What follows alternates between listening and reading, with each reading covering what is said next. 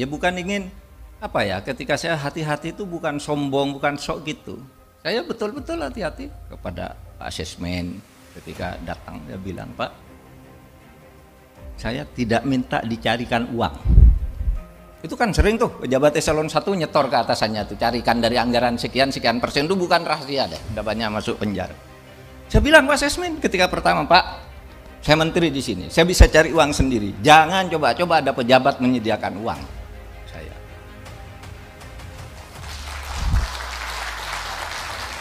Kenapa? Karena kalau saya perlu bisa cari sendiri, ngapain nunggu Anda? Dia bilang gitu.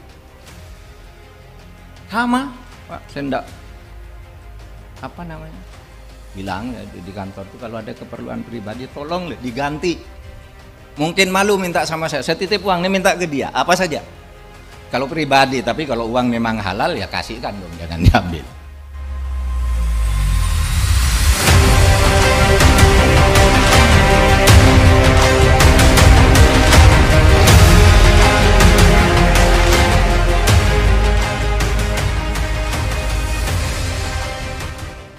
Terakhir ke Pak Haji Sutrisno, Pak, tadi kita sudah berbicara komprehensif sekali ya, mulai dari pihak kepolisian, kemudian bahkan ke pemerintah, terakhir bahkan kasus yang sudah terjadi tahun-tahun. Tapi yang kemudian juga mengemuka ini terkait dengan mafia. Ini sebenarnya juga baru-baru ini bahkan dibahas juga begitu ya, mafia terkait mafia judi, mafia apapun. Tapi bagaimana sih kemudian melihat ini semua dan mengapa ini bisa terjadi dan bagaimana sebenarnya di belakang ini semua?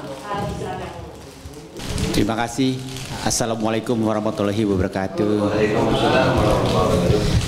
Saya sebenarnya bukan siapa-siapa nih. Baru pertama kali saya ya kan yang nama YouTuber. Saya ini gaptek. Saya nggak ngerti apa-apa. Saya juga bukan hukum. Saya kebetulan sebagai bisnismen yang sudah berkecimpung lebih dari setengah abad. Ya. Itu mungkin saya sedikit ceritakan pengalaman negara kita ini masalah hukum. Saya ada berapa hari yang lalu keluar dari WhatsApp grup lawyer, kan begitu. Saya mohon maaf ya kepada lawyer-lawyer Anda ini yang luar biasa ya kan. Tapi mohon maaf sekali lagi, setinggi apapun ilmu hukum Anda, mohon maaf untuk saat ini tidak berlaku. Ya, Alvin pinter, ya kan. Pak siapa nih? Ya kan, Ajis, ya kan, pinter. Tapi mohon nggak berlaku deh. Mulut saya adalah undang-undang. Ini mafia hukum. Bukan hanya di kepolisian. Mohon maaf deh, ya kan. Kenapa saya bilang ini? Ini ada beberapa fakta. Presiden Jokowi sudah bergebu-gebu bicarakan masalah berantas mafia ini, berantas mafia itu. Emangnya gue pikirin? Ini fakta. Ya, jadi saya nggak tahu bagaimana ya kan. Akhirnya ya, saya kebetulan sebagai pengusaha ya, saya developer ya sejak tahun 78. Ini Pak Mahfud MD supaya tahu sebagai Menko Polhukam yang saya pernah berhadapan dengan beliau bersama Wakil Ketua Umum MUI Anwar Abbas dan Sekjen MUI Amir Syah, termasuk beliau diajak ya kan, bicarakan masalah mafia peradilan ya, termasuk mafia tanah ya kan. Beliau merespon akan membentuk. Nah, kita tinggal tunggu saja. Karena menurut saya ya, beliau berani ya kan. Buktinya apa? Memburu harta dia sikat semua. Nah, semoga ini yang lebih besar lagi ini dia berani, beliau berani ya kan? Tapi saya nggak yakin juga kenapa ya, ya kan? Tapi tetap ada pesimisnya ya gitu ya Pak. Oh, karena ini benar-benar sudah terstruktur ya. Terstruktur seperti apa maksudnya Pak Haji? Ya, mafia ini ya kan, Godfather ini, wah ini luar biasa. Kamera ini belum. Ya. Majalah Gatra sebenarnya sudah pernah berbicara masalah jaringan naga dan mafia tanah Banten. Ini sebagian kecil. Ya. Di sini dibahas tuntas. Namanya ada malah, fotonya ada malah. Tadi dibicarakan oleh beliau ini, rekan saya bilang terlalu polos, terlalu naif. Bicara data. Emang gue pikirin tuh data. Ya. Tadi dibicarakan Alvin punya tanah begini-begini, ribet. Ya. Saya ya cukup suruh istilahnya nih, ikutin siapa nih perkataannya Irma Huta Barat. Saya suruh kera aja lapor polisi. Data saya apa? Bungkusan kacang. Lawan saya siapa? Sertifikatnya beliau 5 turun. Alah, emang gue pikir. Faktanya seperti itu. Fakta seperti itu. Kalau dua hal, Anda menyerah atau gue penjarain.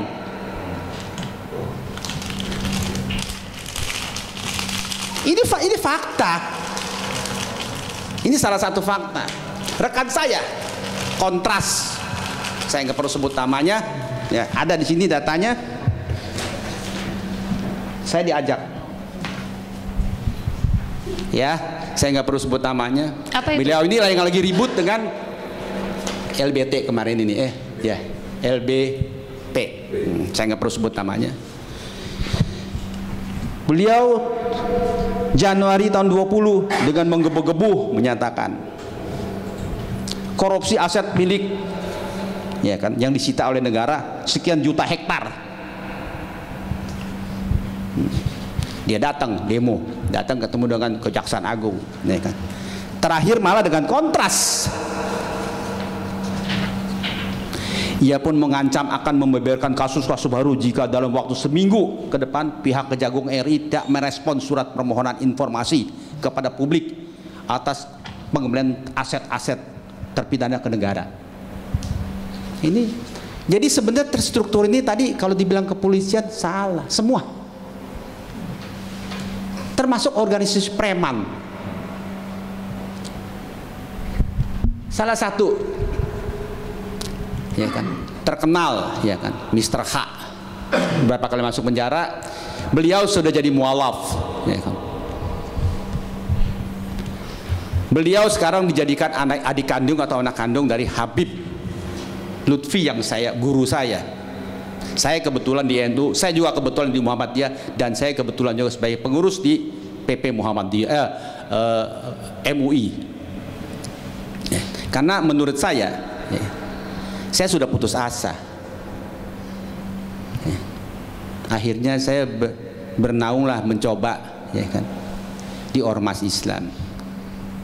Saya bicara dengan Pak Wakil Ketua Umum MUI, ya kan, Pak Anwar Abbas, ya kan. Beliau langsung respon, langsung minta ketemu dengan Pak Mahfud MD, ya, ada pada tanggal berapa, ada fotonya, ya kan, kurang lebih 2-3 minggu yang lalu bicara.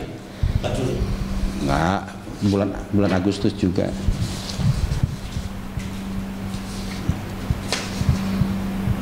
Ya, ada fotonya, saya bisa jelaskan nanti kepada Anda semua nih, tanggal 4 Agustus. Ya, 4 Agustus, ya kan, ada fotonya, ya kan. Dan saya juga sudah ke istana, KSP, kantor staf presiden, ya, ketemu dengan sohib saya juga, dia juga ketua umum suatu organisasi Islam, ya kan. Saya di situ dimasukkan sebagai pembina. Ketua pembinanya malahan Akasat, Pak Dudung. Beliau sering masuk TV, gua anas, gua alak di TV itu, di KSP. Kalian pasti tahu siapa. Tapi mohon maaf, begitu ketemu dengan saya bicarakan masalah mafia ini, gembong mafia, saya sebutkan adalah mafia abad ini. Beliau yang biasanya gagah gempita langsung klek. Saya maklumi, jujur, dia bisa galak dengan siapapun juga, sungsang sumbal, apa, otak sungsang dan sebagainya. Tapi begitu ketemu dengan saya bicara ini, terus terang aja, istri saya keberatan, punya resiko. Saya dikriminalisasi, saya dibunuh, atau yang ketiga, yang paling gampang, rekan-rekan bisnis saya semua, lu jauh tuh dengan Pak Haji Sutrisno, dia mempunyai wewenang setinggi itu. Kata-kata dia adalah undang-undang. Saya akan ungkapkan jika benar-benar Pak Mahfud MD serius dan siap. Pak Jokowi, saya kesian sama beliau. Beliau orang baik. Saya bukan muji, mohon maaf. Waktu Kongres Lembaga Ekonomi Umat, beliau menyerahkan kok 10 juta hektar dia sudah sita. Kita harus manfaatkan. Ormas Islam harus bisa manfaatkan. Jangan kita main enak aja, ambil dijual lagi ke. Nah, itu yang dilakukan. Makanya ada peraturan-aturan yang harus kita tempuh. Nah, inilah sedang kita bahas, ya kan? Karena saya jelaskan kepada teman-teman bahwa hanya ekonomi lah yang bisa mempersatu umat. Tapi ekonomi ini sekarang dipegang oleh mereka dari hulu ke hilir. Kita ini umat Islam ini bentrok aja tiap hari kerjanya. Ya, ini harus kita perbaiki gitu. Ya, kalau enggak 200 tahun lagi seperti ini, saya sudah hidup nyaman. Saya punya pulau pribadi, saya punya kapal pesiar. Ya kan, tapi negara kita ini sudah seperti ini. Ya, jadi mohon maaf sekali lagi, ya kan. Ya, ini harus diberantas ya. Harus diberantas. Ya. Saya tidak percaya lagi dengan preman saja sudah dikuasai. Saya jelaskan. Tadi dia sama CWA, ya kan. Itulah aparatur mereka. Ya. Semoga tadi yang saya sebut tuh, yang sudah insaf jadi mualaf, semoga beliau bersedia menjadi saksi.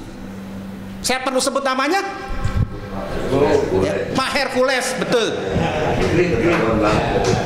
Ya, semoga beliau itu hidayah masuk Islam seperti saya. Saya ini ya mualaf, ya walaupun sudah 30 tahun lebih. Gitu. Saya berbisnis properti hampir 50 tahun. Ya, Pak Mahfud MD supaya tahu, saya pengalaman sekali mengenai masalah tanah. Dulu zaman dulu dari Polsek masih bisa menyelesaikan masalah. Nah, Polsek, Polres, Polwil, Polda, Mabes Polri termasuk Laksus. Dulu saya udah ngalamin ke sana. Tapi saya tidak pernah membayangkan ya kan mafia tanah seperti sekarang ini. Saya cukup menyerahkan ke rakyat, lu lapor polisi. Datanya apa itu lu cari sendiri aja. Beres, besok tanah milik saya. Saya bukan fitnah. Ini pun dijelaskan oleh Gatra, ribuan hektar. Mana ada wartawan Gatra gak di sini? Kira-kira seperti itu fakta. Tapi ngapain ngadu-ngadu data? Percuma, data kalian tuh percuma. Saya cukup dengan kerak kok. Datanya bagus dan ngacang, nggak ada masalah. Targetnya pokoknya dia serahkan tuh tanah atau penjarakan. Gampang. Jadi apa yang dibicarakan Pak Ajis dan semuanya ini, aduh, capek. Tapi kenapa Pak Haji? Kenapa sulit sekali untuk menangani hal ini? Sudah bertahun-tahun Pak Haji sendiri sudah bersaksi. Saya Sofyan Jalil itu teman saya, Menteri BPN sebelumnya. Sampai saya gerak meja. Kalau bukan kita siapa? Kalau bukan sekarang kapan? Dia hanya mendoakan saja. Menyerah dia. Saya tidak punya pasukan. Saya nggak bisa salahkan juga. Saya nggak bisa salahkan beliau. Gampang sekali. Coba lihat atlas. Atlas kita di tahun 2000, ya. Sampai sekarang 2020, ya kan? Beda, mekar, kayak pohon, bisa mekar, dan jadi sertifikat. Dibeli dari mana? Si kucing, ya kan? Si tikus ini, jadi sertifikat. Verisi, tinggal dilihat itu saja. Belum yang lain-lain. Jadi permasalahannya moral. Nah, tentunya kita harus bersatu. Kita harus bersatu, gitu. Siapa yang mau bersatu? Saya datang hari ini dengan resiko istri saya melarang saya. Saya sudah hidup nyaman. Saya sudah hidup nyaman. Tapi nggak bisa begini. Negara nggak bisa begini. Ya kan? Sudah 50 tahun. Orang bilang zaman Pak Harto seperti ini, seperti ini. Zaman Pak Harto jauh lebih bagus, ya kan? Tommy Soeharto bebasin tanah dipecat tuh, salah, ya kan? Itu bukan salah dia, oknum, dan dibayar tuh di Bali. Sopan masih ada negosiasi, masih ada ketemu. Ini udah nggak ada sama sekali. Ini nggak ada. Gue mau ini harus. Mau apa lo? Jadi barusan yang bilang KM 50 dan lain itu, aduh capek gue dengerinnya. Masuk ini tadi bilang investasi bodong segala macam. Aduh, ya kan. Itu udah terstruktur, ya kan. Siapa biangnya? Saya tahu banget, tapi saya nggak bisa bicara. Oke. Tapi udah ada tuh sebenarnya di sosmed sekarang ini. Maka saya sekali lagi bilang, ya kan, mohon maaf kepada Anda semua. Kamarudin itu harus kita kasih bintang jasa. Dialah awal dari terbongkarnya masalah ini. Gitu. Kamarudin Simanjuntak. Yes, Kamarudin Simanjuntak. Pengacara keluarga Brigadir Yes, J ya, yes. Pak Haji ya. Itulah yang. Kalau nggak suara Alvin juga nggak bakalan didengar. Kan begitu. Udah berteriak-teriak dari kapan? Iya. Kan begitu. Ya. Pak Haji, ini kan kita dengar ya, Pak Haji sendiri juga mengungkapkan Menko Polhukam ini terlihat mungkin serius. Begitu juga dengan Presiden sudah meminta Kapolri, sampai kata Pak Alvin 4 kali sudah menginstruksikan berantas semua mafia.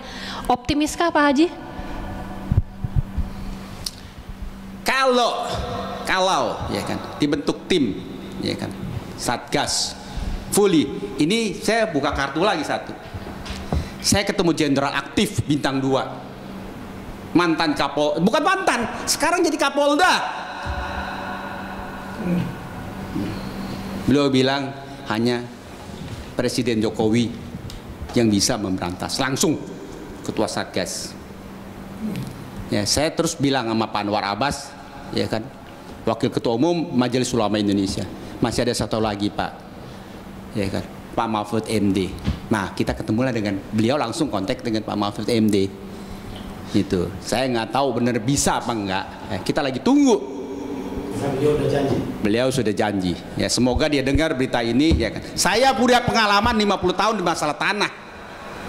Dan saya tidak pernah bermimpi ya membayangkan bisa sedemikian mafia tanah seperti ini. Bandit, mafia abad ini paling berkuasa.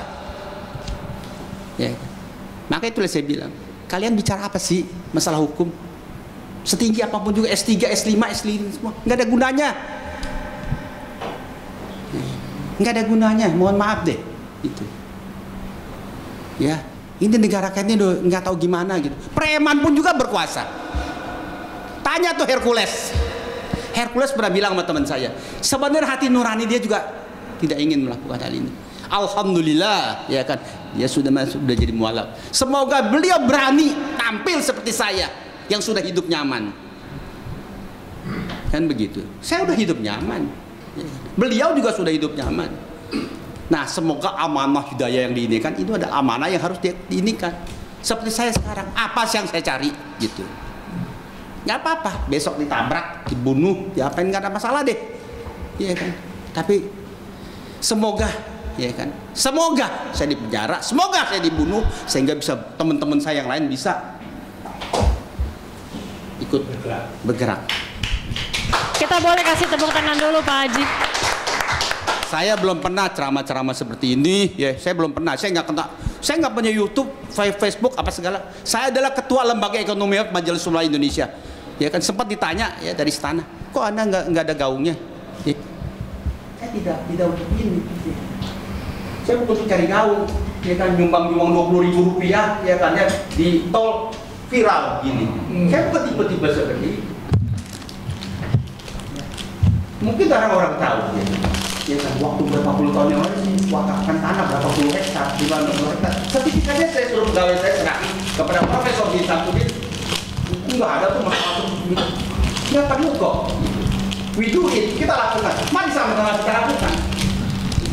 Itu ajakan saya kepada teman-teman semua. Pak Ajis, ya kan, Pak siapa nih? Pak Aldo, ya kan. Ya, marilah semua. Semua bersatu gitu. Kita harus sikat tuh mafia, kepala-kepala naga. Sikat kepala-kepala naga ya. Ya, sikat. Itu yang pegang kartel ekonomi dan sebagainya. Gitu.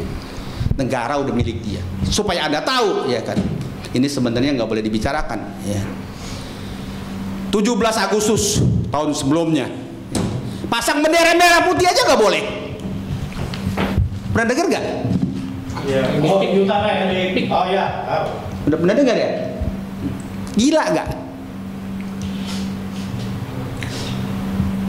Gila tidak itu? Hah? Negara diam ya? Negara diam, malah didukung polisi. Gila nggak? Coba saya mau tanya kalian. Kalian ini bangsa orang Indonesia bukan sih? Kok diam saja?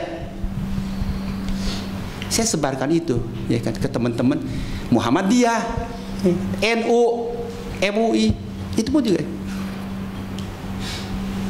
Ini gimana gue bilang? Ini gimana gitu? Ya, prihatin nggak sih? Gitu. Ya, saya pikir sampai di sini dulu apa yang harus saya bicarakan, ya kan. Ya mungkin ini juga pertama kali saya tampil di umum dan mungkin juga yang terakhir kali, ya, karena saya bukan tipe-tipe mau begini nih, ya nggak pernah mau saya. Ya kan?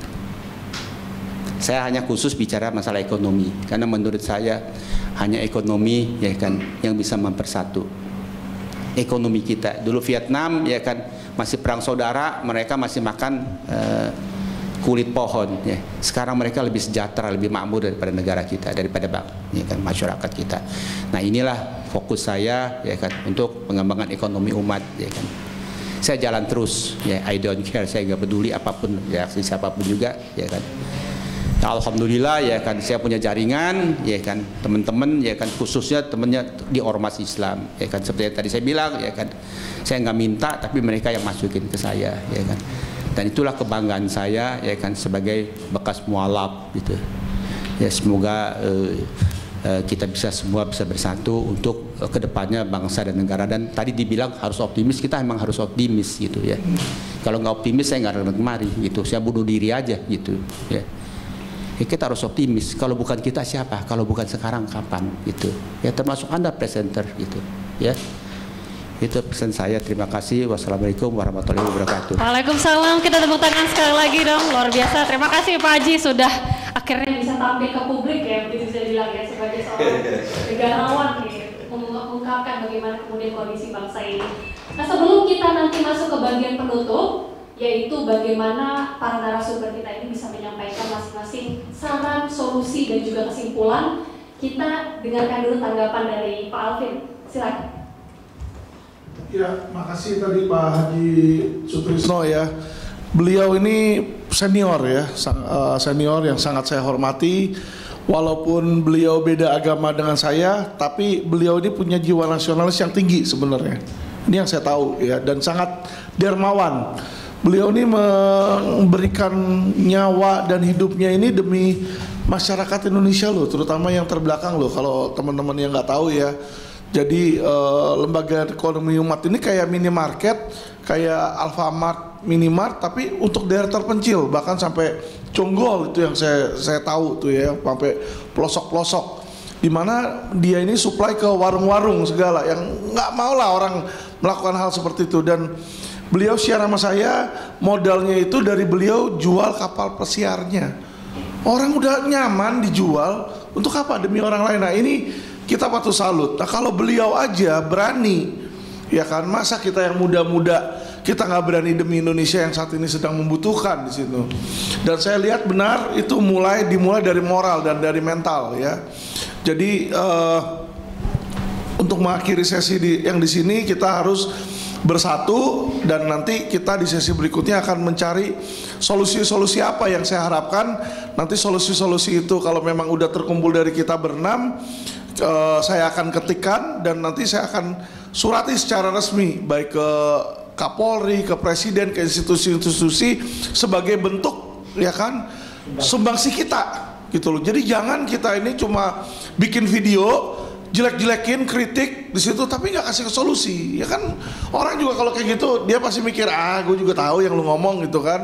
Terus menurut kamu apa dong kan gitu ya. Kita coba come up di sini ya kan. Karena kita di sini putra-putri terbaik di Indonesia ya, kita harus berikan sumbangsi kita ya. Jadi walaupun beda suku, agama, nggak usah dipikirin lagi kayak gitu. Dan jangan kita ada sebutan satu sama lain, kita manusia udah posisinya tinggi, lebih tinggi dari malaikat, kok tiba-tiba dikasih nama binatang, kadal lah, kelelawar lah, kan lucu gitu loh. Jadi saya melihat Ayolah kita yang pintar-pintar di sini, kita mulai. Walaupun ada orang yang tidak percaya pada hukum, kita berikan kesempatan lagi kepada negara ini untuk membenahi diri. Ya, oke, saya rasa itu cukup. Oke, terima kasih Pak Alvin. Kepercayaan atas kinerja Polri kian hari semakin berkurang.